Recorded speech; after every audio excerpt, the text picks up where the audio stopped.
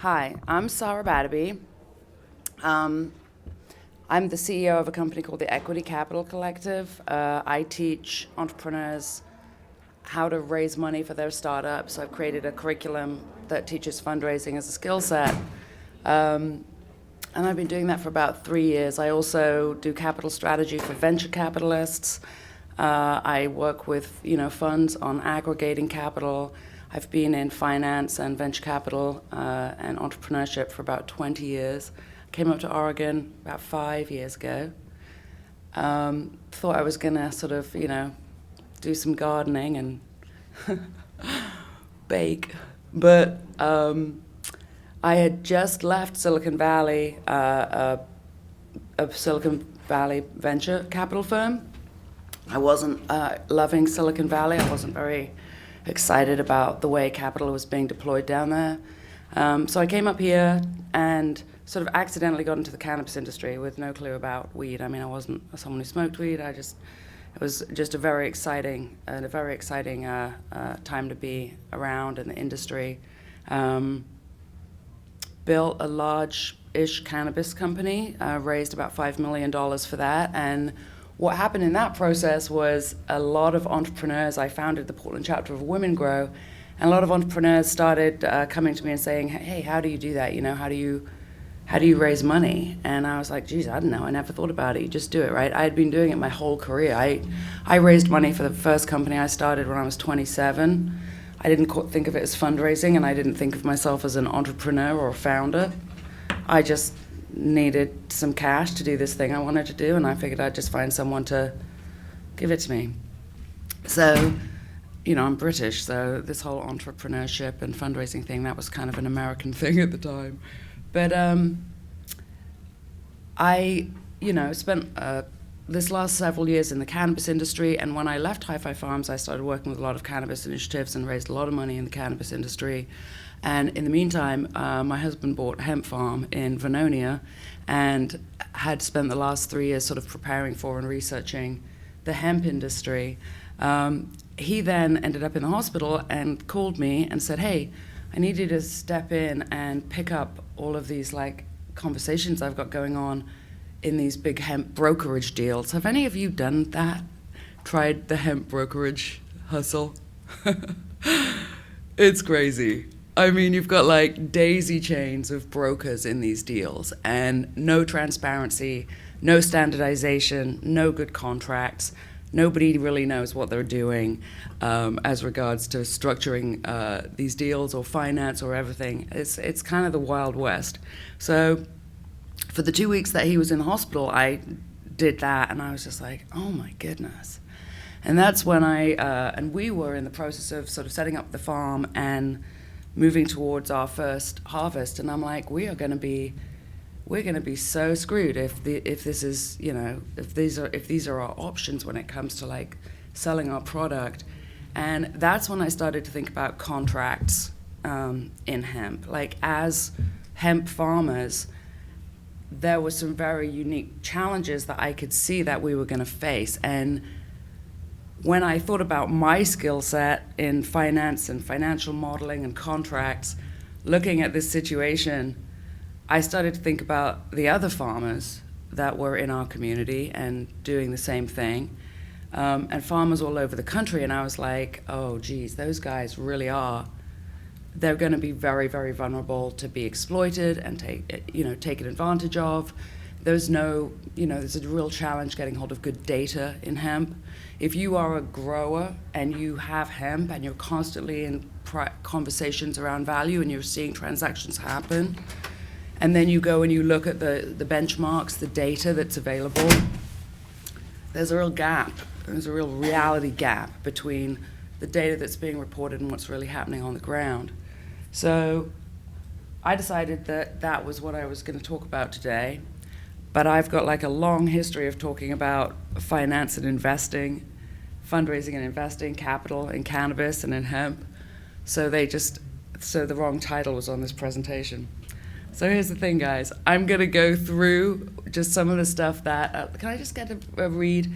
In the room, are there any producers in the room, people who are engaged in producing and growing hemp? Awesome. perfect. This is really for you guys. And it really does pertain, in my opinion, to investing. Because if you're looking to invest in a hemp company and you're working with a producer who is maybe naive to some of the risks associated with transacting in the hemp industry, then your money's at risk. Because the disaggregation in the market, the lack of market data, means that even with the best products in hand, even with the most straight up team and the most skilled and talented team on the production side, if that team doesn't have a really strong strategy for channels or a go-to-market strategy with their product or partnerships, they're going to be vulnerable. And we're still dealing with products where there's a shelf life. We're not totally sure what happens to this stuff if you put it in a bale. We're not totally sure if you bale at 18% moisture, what are you going to have a year later after it's sat in storage, or what happens if you mimic the kind of storage mechanisms that you would use if you were baling, silage that's a little wetter or straw that's a little drier. Like, we don't know. So we're doing post-production, manufacturing and harvest and storage, kind of hoping it's going to come out okay. So it's important that we move it through the value stream quickly, because we don't want to take a big loss on the sort of learning curve of understanding how to store this stuff. So what I've done today is, this is a very sort of tactical presentation. There's no pretty slides. I'm not going to do that. I've done two things. I've created two tools, and both of them I'll be able to share with you after the presentation. If you want to just grab a card from me, it has a QR code on it, and you can just go in, put in your email, and it'll send you the tools. The first tool is a value stream calculator. And what I mean by that is that I am yet to find a farmer who understands the value of his product when it moves through a potential extraction partnership, or he's negotiating a sale of that product to a manufacturer who's looking to extract it. I'm on these forums all the time, and I sort of get into the extraction forums. They're quite technical, but they sort of get into the numbers on yields and different approaches and methodologies as they relate to yields. And so for me, when I'm wanting to model something, and that's the information I'm looking for, is those numbers. And from what I can tell, 90% of the extractors don't understand the value stream, which stuns me.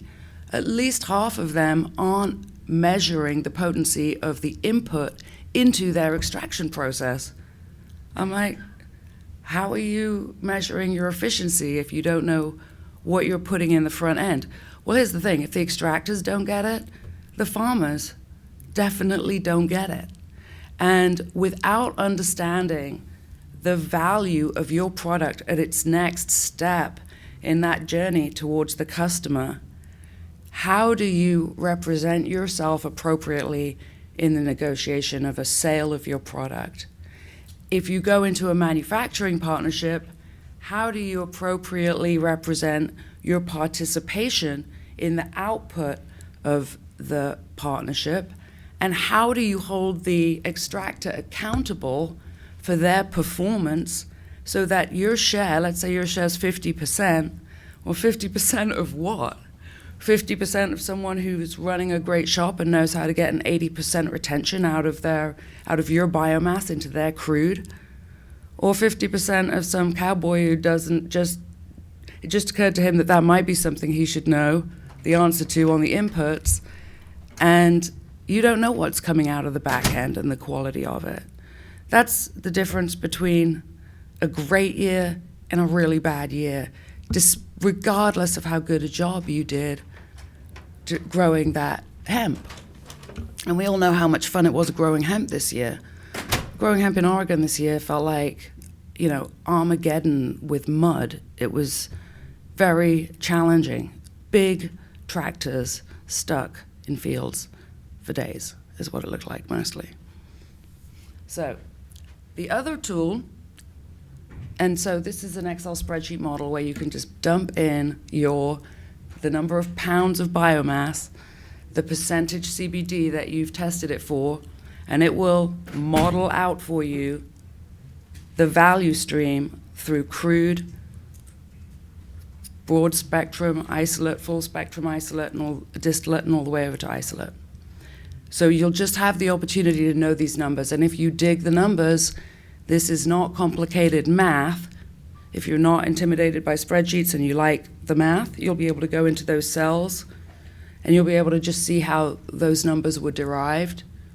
And I'm just going to talk through that model. The second tool is, so I'm not an attorney. I have to say that out loud. I'm going to say it again. I am not an attorney, and I'm not here to give you legal advice. And there's a session to this after this session at 10 by Cultiva Law, and they are going to go through some of the legal specifics of how to protect yourself if you're going to enter into contracts for the transfer of hemp. Okay, what I am is a grower, right? And I've got 5 years in and around the cannabis industry as a grower. I was a cannabis cultivator and then a hemp cultivator, but with also that 20 years experience in doing deals and writing contracts to do deals. So I write all my own contracts, and then they always end up on someone's desk, like someone over at Cultiva, and then they usually tweak some stuff, and they're like, oh, you should do this way, or you should do this way. But the contracts that I write are like, oh, this is something I want to watch out for, and so I'm going to put a term in here. And if the lawyers want to tweak the language, that's fine. But this is what I need this contract to do. And what I've done I've been negotiating a huge manufacturing partnership for 1,000 acres of biomass coming out of Oklahoma. That's our product. And I've been in the relationship with the manufacturer probably now for about 5 months, and working through the negotiation of this contract, just trying to think of all of the things that need to be in an agreement like this to protect both sides. It's been really, really interesting. And when I thought about coming and presenting here today, and I was like, what am I going to talk about? And then I'm looking at this, we're like right at the final legal review of this contract, and I'm like, oh my goodness, I should share this. I should share this contract and just run through it and run through the different things that it's all, like any legal contract, it's in sort of sections, like, and what each section is therefore, and what it does specifically. And what it does specifically from the perspective of me, I have this stuff, I grew it, I invested a lot of time, energy, and money in creating it, and now I want to protect the value. I'm giving custody of my entire product to someone who says they're going to give me something, but there's a necessary delay in the fulfillment of that transaction because it has to go through a manufacturing process. And I'm entering into a partnership because I heard I do better in that. I'll do better if I do that than if I sell it. So let's take a look at all of that. Do you do better than if you sell it? How much better? How much better? And is it worth the risk, right? Secondly, what are these different sections, and how do you deal with storage, transfer, yield expectations, all of these things that you want to protect yourself? So we're going to do that. I don't think that's going to take too long. I don't think it has to. So if there's other, this is the attorney that you should go listen to next, actually, his firm. I was just talking about you. Let's just check in now, like, because there was the wrong title on this presentation, is anyone here with any specific questions or things that they are curious about or interested about understanding or finding out about as regards finance and private equity in the hemp industry? Maybe valuations a little bit. Perfect. Yeah, I can cover that. Okay. All right, let's get this show on the road.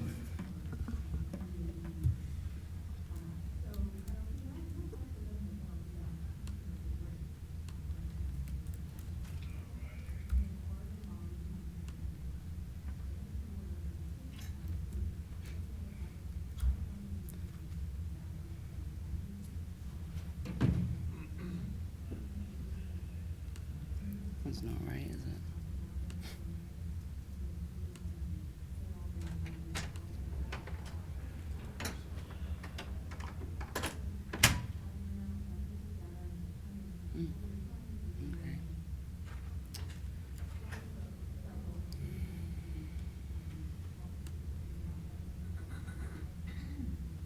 Okay.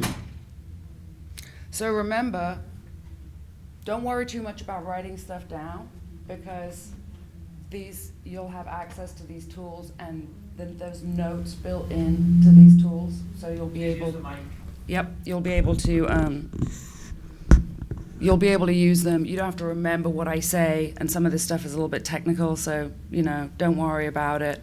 And Ted, if I end up like really just out of left field on a legal point, stop me or say something like, let's do it together. You guys have this whole legal thing down. Not an attorney. I keep having to say that out loud. All right. Let's see what we got here.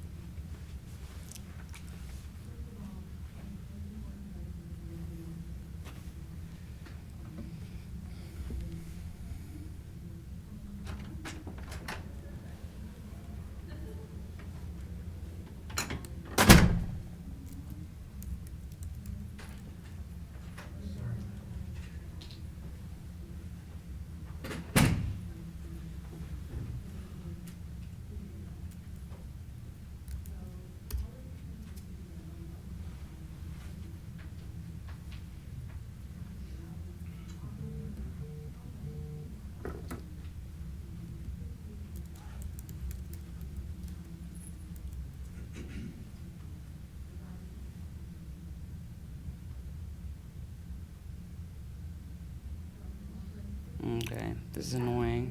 I don't know if Drive's working, right?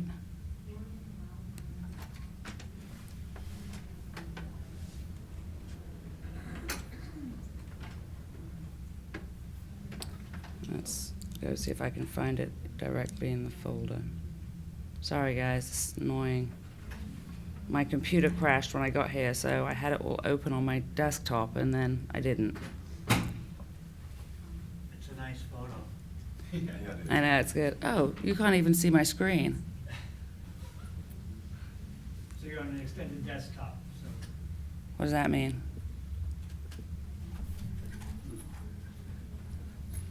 Built-in You have nothing in display? presentation mode right now, so. Oh, I see. Can I just share my screen? Yeah, so go to display preferences, right here.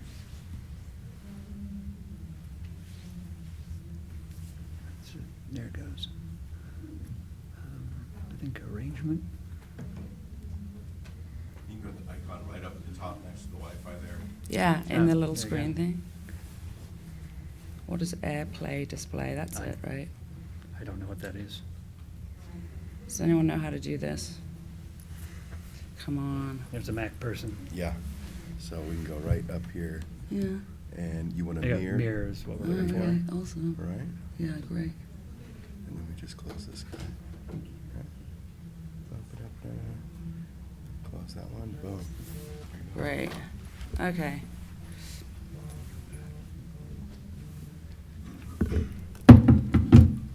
All right. Oh, that's so weird, isn't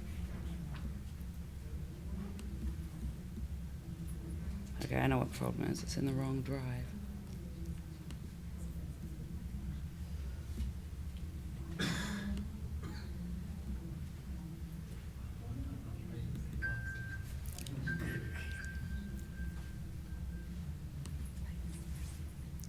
Okay, and we'll make everything bigger so you can see it all.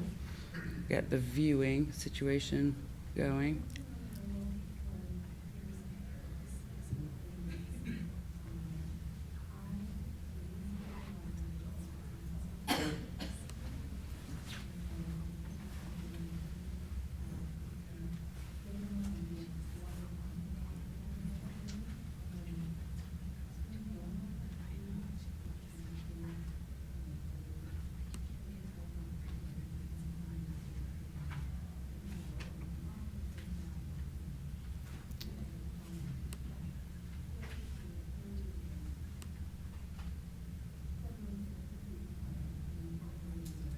All right. This is gonna work now.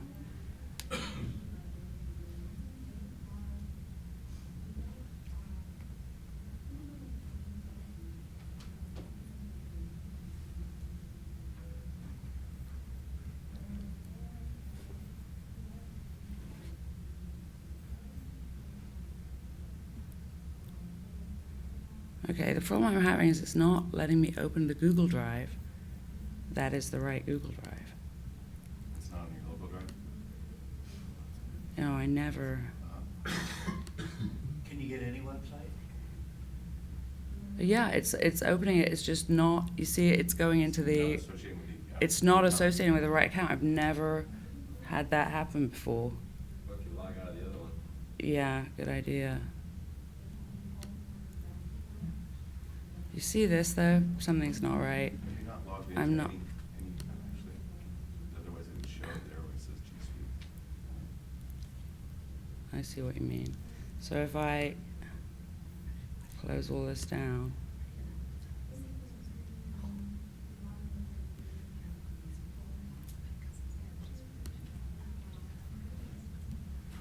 I think I'm not on the internet.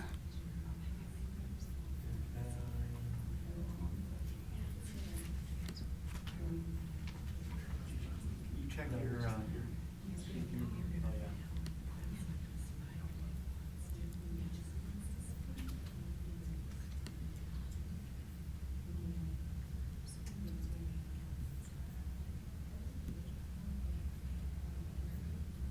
Yeah, doesn't look right. Do you want me to? Can someone come and help me with this while I just I'll get, make sure yeah. you're on the net first. Yeah. Okay. All right. So I can start talking about the contract because I have it from memory. No, you're not. Okay, that's the problem. Yeah? Yeah. Okay, How do so I- your Wi-Fi, It says I'm we're connected. on Expo. Which one Yeah. should she be on? And this is the login. Okay, Expo. Turn Right. Wi-Fi off and turn it on again because I Okay. think that. Okay, And then Wi-Fi on. yeah.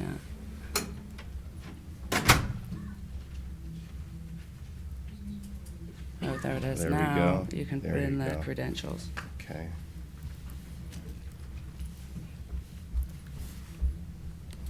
I feel so useful. I feel that you're so useful. You right. guys are all very patient. That should do it. It's a good sign that you're all still here, though. Oh, you're on. Oh, There you yay. go. Okay. Yeah, awesome. All right. Thanks, man. That should do it. No problem. Appreciate that. All right. Excellent.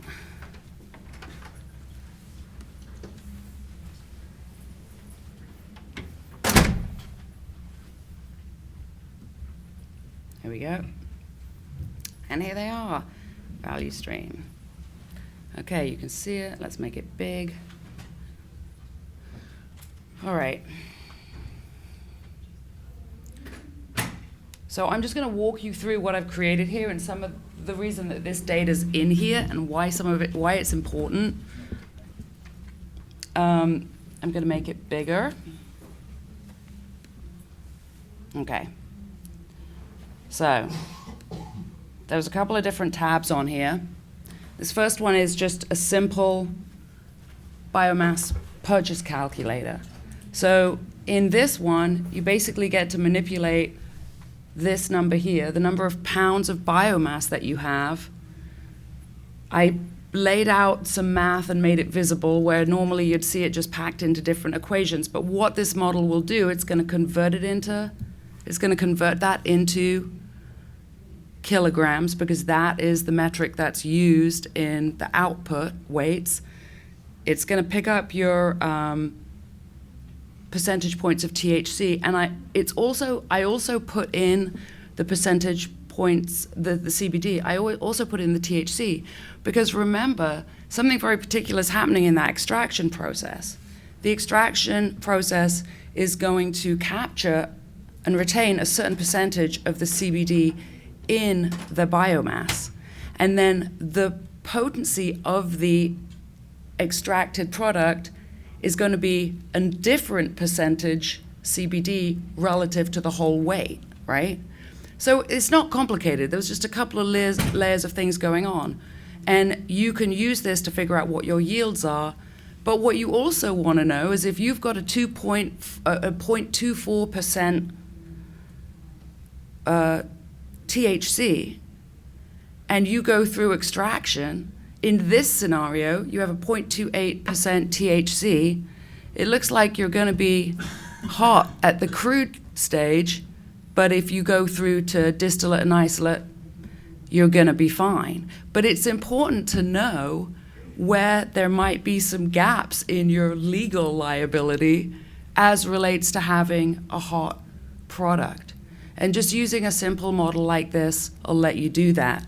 If you look at what we're looking at here in the factors, the first thing we're looking at is the extraction efficiency. That is a question to ask the extractor. What is your extraction efficiency? Show me the data to demonstrate that you can consistently have this type of extraction. Now, he's going to say to you, well, it totally depends on the quality of the biomass. And yeah, all right, like if it's, there's a few things it could be, like if it's damp or like if it's full of stems and everything, but that stuff would never go into the machine. Whatever goes into the machine, it's going to get sifted, it's going to get prepared, because those are expensive machines and nobody wants to put in a bunch of junk and like screw up their machines. So whatever you've given them, if it's not just like shocking, there might be a little bit of variance in the extraction yield, but you should be looking for an industry standard extraction yield. And to be on the conservative side, you should put that at like 75% to 80% for that first stage of extraction. And here are sort of somewhat tamped down interpretations of what should be an industry yield expectation at these different phases of extraction. And I'm not an expert on extraction, and if there's anyone in here who's like, oh, that number should be different, let's go for it, tell me, and we'll improve the model. But this is something that you need to understand, and you need to have that conversation with an extractor. Then you've got the issue of potency. Distillate varies in potency massively, okay? Weirdly enough, even though the proper way technically to price all products containing CBD is through CBD weight, we all just kind of flop off that wagon when it comes to extraction, and we start valuing products based on total weight, product weight. If you buy a kilo of distillate, 25% of that is not CBD. So you're paying, you've got to know that your X number of dollars, your $1,000 is buying you 750 grams or milligrams of CBD or grams of CBD. It's not all going to be CBD in there. So the potency is important. And the reason it's important, and you need to educate yourselves on it, is not because it's going to be super relevant now, but what will emerge is a more technically appropriate and disciplined approach to pricing extracts and outputs, which will deploy the potency of CBD as the thing that is being valued. It will be the percentage of CBD that and the value of a point of CBD that is valued in these transactions at some point in the future, I believe, because there's no other way for the market to reward efficiency in the extraction process, and markets like to do that, and customers like to know the difference between better, great, good, not as good, and the only way to do that is to determine what good is, and if good is like 80, 90 in a distillate, 90% potency, then why should you pay the same amount of money for someone who's at 70% potency? That approach will not survive market forces and knowledgeable buyers and sellers, all of which we have coming our way. So the next thing is, we just do some simple math here to figure out if you put in 100 pounds of biomass, what is the actual weight of CBD that gets pulled out of that? And then we adjust that based on the potency of the end product that we're going to get into. And that's it. Like, it's really simple math. All the math is in here. You can change these numbers and play with these numbers. That's great. So what you want to know is like, okay, well, I know how much this guy's offering me for my biomass, but it would be really helpful to have that negotiation in context, right? Like, if this guy's going to crude and then he's selling the crude, he has a 56% raw materials manufacturing margin.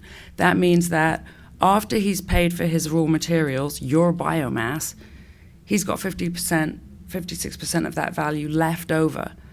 And he's probably going to have to use 10% of that, if he's organized, to cover his equipment costs, employees, his cost of goods, right? So his gross margin is probably 45%, which it's all right. A standard manufacturing margin is 30%. No one's going to get excited about having given some guy who's going to build an extraction facility a whole bunch of millions of dollars and getting a 45% gross margin. That guy is going to be negotiating really, really hard on price. He is going to have to get your biomass at a really good price. What did you sell it to him for? $1.50 a point. Let's say he wants it for $1 a point. Okay, now he's doing better. Now he's got 70%. And maybe that's okay. You're okay with that, because remember, these are startups. These are companies that all raised capital and they're under the gun. And there's market forces right now. We've just seen this like huge dive in all the prices, and we're all just about to see it go like, ooh, just like we did last year. That's going to keep happening in the next 2 to 3 years. It's going to take a couple of years for that to go away. So unfortunately, no futures market in hemp, but I'm going to start that company. So here you are. The guy's offered you $1 for your biomass, but this guy's taking it to broad spectrum. By the way, broad spectrum means no THC. They're the same thing. Is that right? They're the same thing, right? That's what I can figure out reading all this stuff on these forums. But full spectrum means all the sort of like cannabinoid profile and some of the terpene profile is still in there. Broad spectrum means they've taken out the THC, and it's an additional layer of processing. Now look at these guys. If these guys are going to full spectrum, they have that additional equipment, they have that expertise to do that extra layer of work. If they're going to take it to broad spectrum or full spectrum, they're like pulling 84% profit after they've paid for your biomass. I don't know, feels like a little bit more of that maybe should go to you because you grew it and you're giving it to them. You're putting the raw materials into their process. You wouldn't necessarily expect, a manufacturer could look at that, an established manufacturer, and be like, yeah, after paying for just my raw materials. But remember, what they're doing is they're producing another wholesale product. They are not spending a whole bunch of money on branding, packaging, messaging. They're not building a consumer retail brand, which is why the consumer products makers, they need that kind of a manufacturing margin. But these guys are just like you. They're producers. And your question needs to be, well, after I did my field prep and hired my harvest teams and, put in my watering systems and bought my farm and borrowed that money from my buddy, am I going to get a 70% margin? And I'm not saying that you're going to be able to change the world of like the market forces that are setting the prices of hemp, but having this information, there's definitely a difference between this guy getting 70% and 90%. And that 20% between 70% and 90% is where you get to say, no, I want a piece of that, right? That's the reasonable margin in which you can negotiate. He's doing great at 70%. You'd be doing great at, he's doing amazingly at 90%, but he's in business at 70%. And if him getting 90% of the value of what you grew and it took you a year to do it, just seems a little bit out of whack, then figure out a way to hold your product, or figure out a way to sell it in a different format into a manufacturing partnership, or sit down with them and show them these numbers and say, does that look right to you? Because these were my raw material manufacturing costs for what I grew, and I'm down here at 30%, and I figured you and I could work something out on this like difference between 70% and 90% margin on this, right? It just doesn't look right, and you'll get the hang of that. So you can see the raw materials profit to the lab, and this is a simple sale scenario. And you get to see how much you would get for your product at these prices. So let's go look at a manufacturing partnership. A little bit different. I did a couple of things here. It's the same model. But what I did here was I put the manufacturing, produce the lab split up here. You can change these numbers. It could be like a 60-40, let's say. That would be great. Let's say this is 60, this is 40. You'll see all the numbers change around. So what this does is exactly the same thing. Here's your 100,000 pounds of biomass. We're going to convert it to kilos. We need to know the CBD. We need to know the THC. 1/4%. Same thing happens here. It goes hot at that stage. What's the market price of CBD? There's your $1.50. That's about where it's at right now. And the biomass price per pound. Now this is where we see, again, all of the potencies and the yield and the efficiencies. But what we do here is we look at the outcomes for you and the manufacturer if what you're doing is delivering your product into their custody as a raw material investment in their business. Okay? And so here you get to see the splits and the difference for you to do that. How much more money you'll make if you enter this extraction partnership than you will if you just sell your biomass at today's market prices. Now down here at crude, I would suggest that's not totally worth the risk, because there's a lot of risk in these relationships, a lot. But up here, geez, it starts to get kind of awesome. And it's all based on these numbers here. These are the market prices per kilo of output. And what I did was I just pulled that from the market data for January. That is the Hemp benchmarks report. There's a link in here, so you'll be able to go look at it. It's kind of cool, because what it also shows you, let's actually go look at it. Annoying. I suck at this, don't I? What it also does is gives you this really helpful information on things like price breaks. It's different if you're going to sell 25 pounds of something, or 25,000 pounds of something, or 250,000 pounds of something. It's different. What are the price breaks? It's one of my favorite things about the Hemp benchmarks. They show it to you in this cute little thing here. So you can figure out, okay, if the market price is 150, but I'm selling 100,000 pounds, what am I giving this guy as a price break? Okay, I'm going to have to give him a 20% discount to stay in line with market at volume. Because if you buy more, you get it for less, right? And that lays this out for you. Here are the current pricing reports. And here you guys are down here. These are the distillate THC free. They're talking about broad spectrum. Broad spectrum here. Oh, that's weird. All right, I guess I got that wrong. They're not the same thing. But you can see that distillate does not always mean the same thing. Look at the price variation here. So you need to establish within a relationship with a manufacturing partner at the outset, what is his output going to be?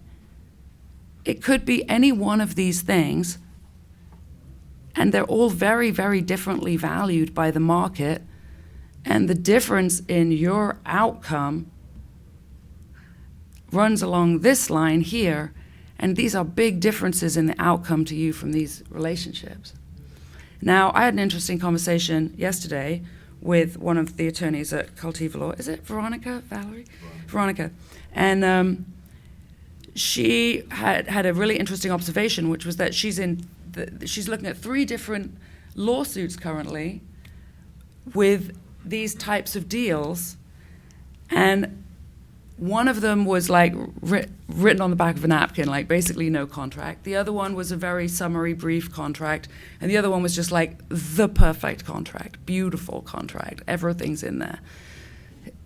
The thing is, it's not going to make any, I'm in a lawsuit right now, perfect contract, right? It's not going to make any, your contract's not going to make any difference. You're going to get sued one way or another. It's just, it's going to happen early on in this business. But what is going to make a difference is how much that lawsuit's going to cost you and how long it's going to take based on how good that contract's going to be. That's where it'll save you a lot of money. Because if you, unless you want to see, you know, a year's worth of your investment walk out the door as a producer, the chances are you'll find yourself sooner or later in a manufacturing partnership that didn't work out the way that you stated you needed it to work out in your contract. Because a lot of the people in this industry and in that industry, and this isn't even an integrity thing, but there's a lot of room for improvement when it comes to things like best practices, understanding compliance, and understanding measurements and accountability throughout a complex manufacturing process, right? It's not trivial. There's a lot of room to make mistakes that end up costing people money, and that's how lawsuits happen. So anyway, this is a model. It's for you, and if you grab at the end from me the card with the QR code on it, give me your email address, and it's all set up in an automatic thingy, and it'll just email you this document. So let's go look at the contract. It's very weird doing this in front of an attorney. There we go. What I've tried to do is like not make this about the legal terms, but make it about the practical considerations for someone who's sitting on a year's worth of their investment in product, right? And looking at entering into one of these manufacturing partnerships. So let's do the same thing, make it big.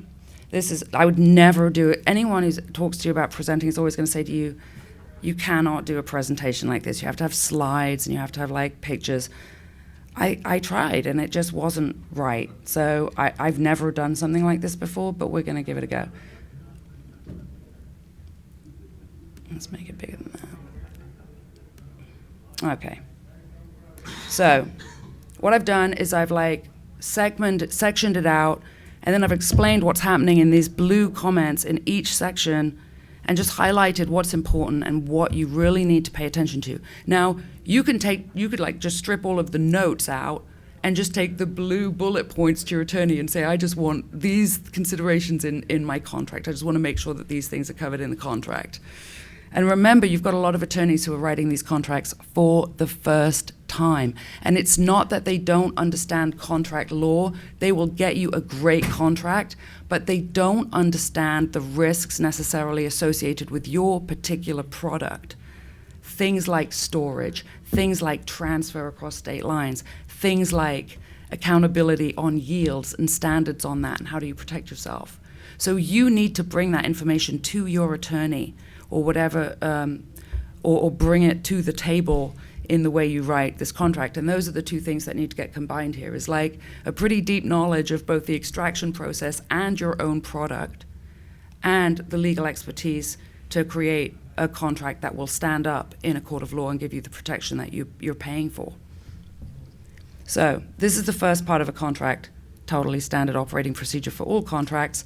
Identify the parties in the deal, contract directly with the manufacturer.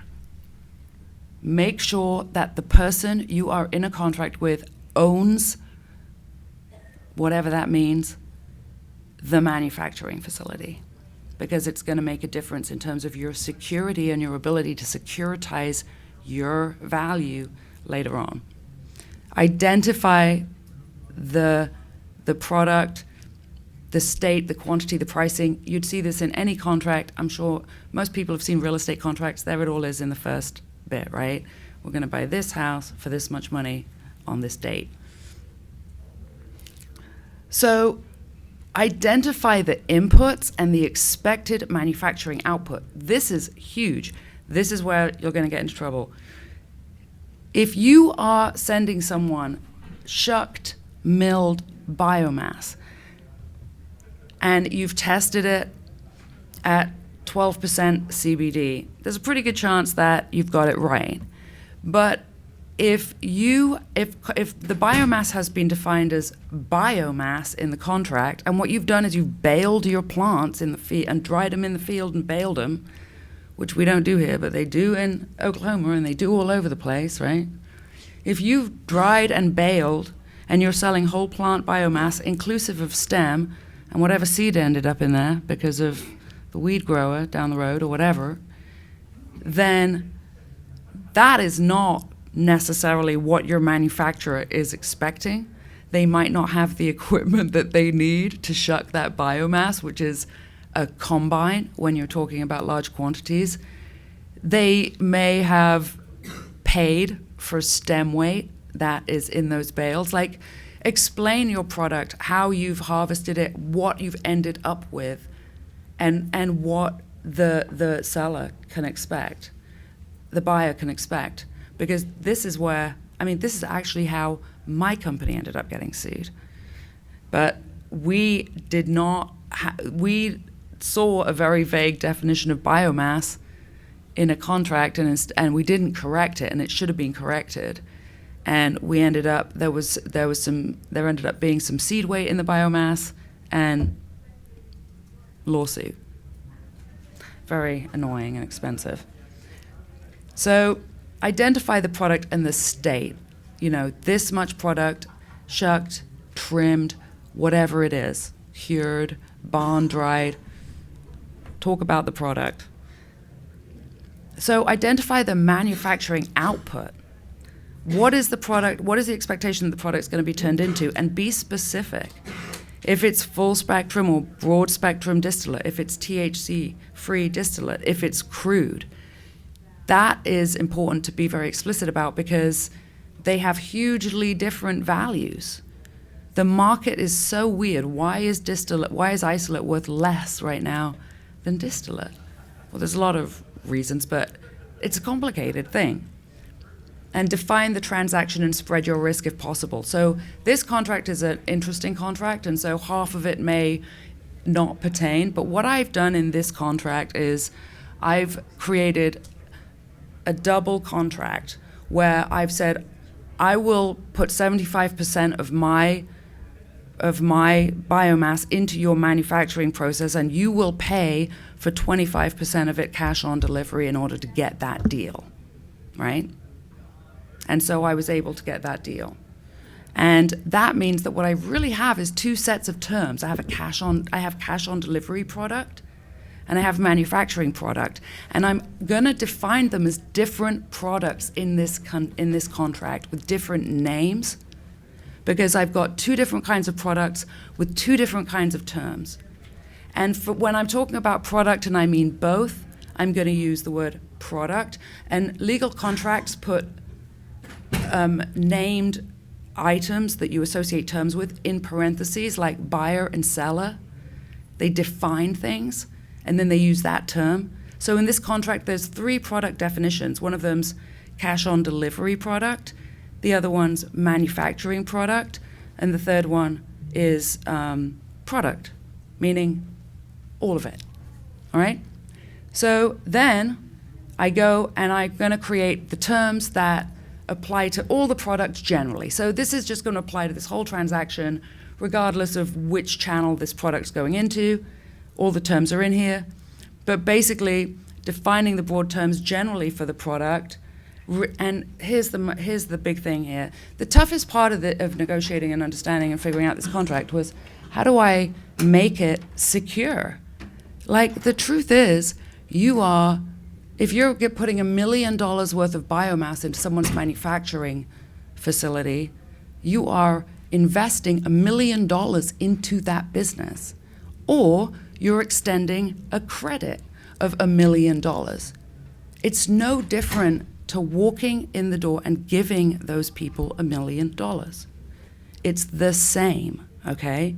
But it's only the same and will only carry the same legal protections that you would get as a lender if you draft the contract in a particular way, right?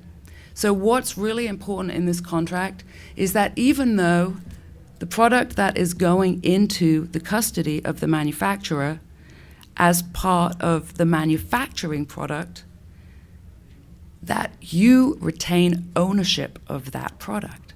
They are assuming custody of your product. You own it, it's yours, you have the right of repossession, you have the right of inspection, you have all of these things, right?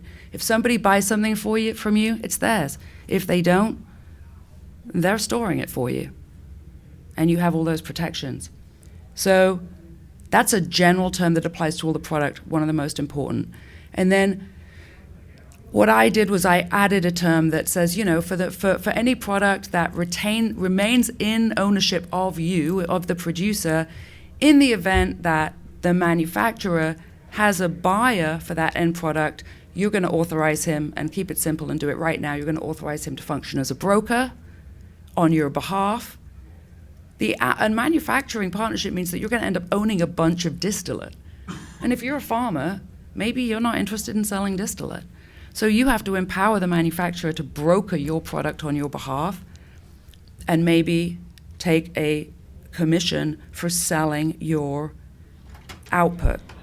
Now, the manufacturer is going to just say, no, that's all included, but I take a 70% split. And you're like, no, I'm putting in $1 million into a process that doesn't cost $1 million to do. I represent the majority of value in terms of an investment in the output. I'm going to keep my 50%, but I'm happy to pay you 5% brokerage for selling my half of the product. And that way, you have a way to claw back what the manufacturer is going to try to negotiate with you, which is a 70-30 split or a 60-40 split. And you have a chance to pull it back onto your side. Yeah. I just wanted to echo, Sara, that Can you use the mic, please? yes.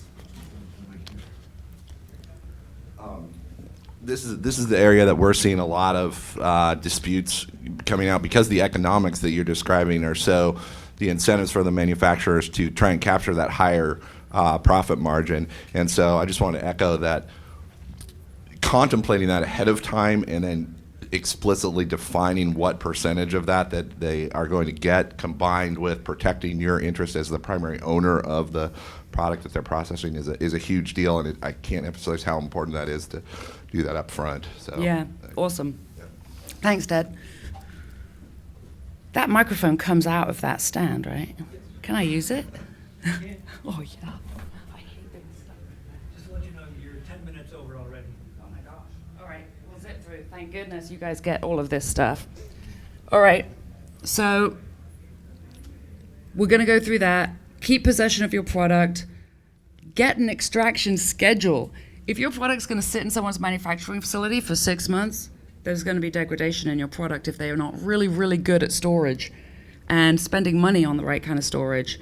So you need an extraction schedule. You need detailed sort of pricing. So all of this stuff needs to be worked out. Define the testing protocol. They have to test within 10 days of receiving the product, even for the manufacturing product that's going into a yield share. They need to test so that you can manage the accountability of their performance as a manufacturer in the output. And if they don't meet those industry standards, the economics adjust so that you are paid out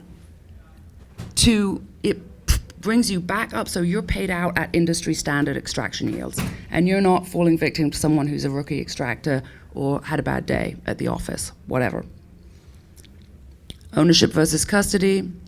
Define the manufacturing split, 60-40, 20-30, 50-50, whatever it is.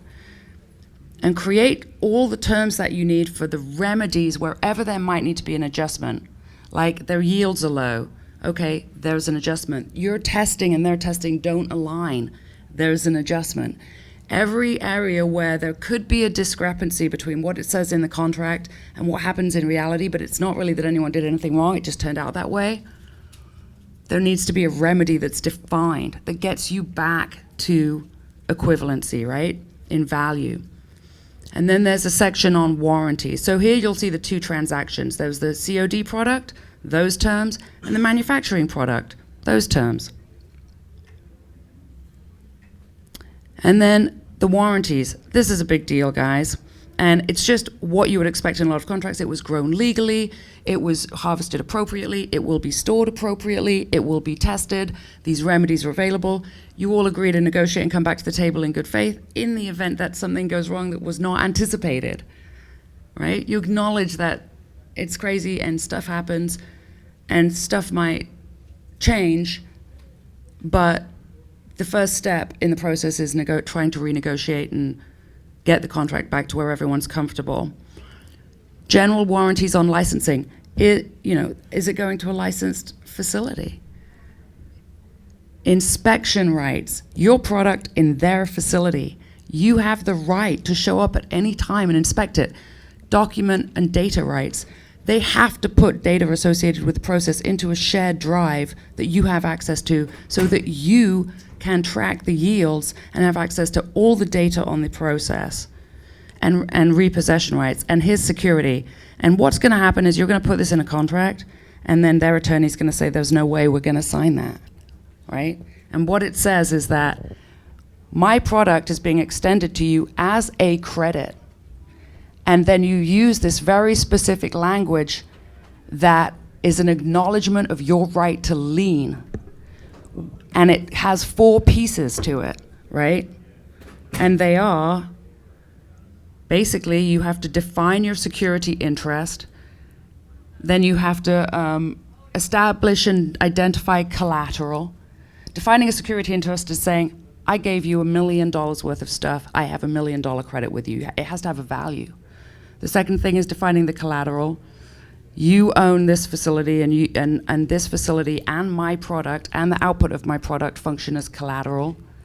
And then you have to get a specific acknowledgement from the person who signs the contract that they acknowledge that they verify that they own the collateral, and they acknowledge that you have a right to lien their assets if they are in willful breach of the contract, which means they get your product and then they say, thanks, man, just sue me. Sue me. And if they do that, or they don't give you the data or the information,